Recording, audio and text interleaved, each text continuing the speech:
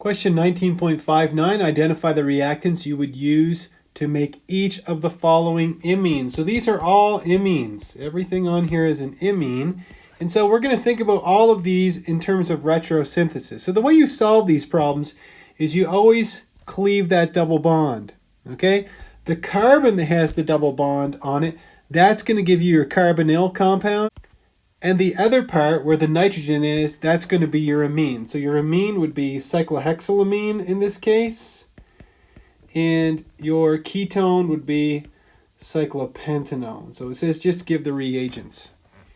All right, the second one, we're going to do that by retrosynthesis as well. So we cleave that bond. And the ketone that we'd start with would be cyclohexanone. And the amine would be this portion here, a primary amine. And then in the last one, this actually isn't an imine, this is an enamine. Enamine. So what we do is we cleave the bond between the carbon of the double bond and the nitrogen. So we break this bond here. We draw the piece that has the carbon on it. That's where the carbonyl is. And then the nitrogen containing compound in this case is a secondary amine. So again, this isn't an imine, it's an enamine. Okay, question 19.60. Identify the reactants that you would use to make each of the following enamines. So I just realized that 19.60A is the same as 19.59C, so that's a misprint in the book.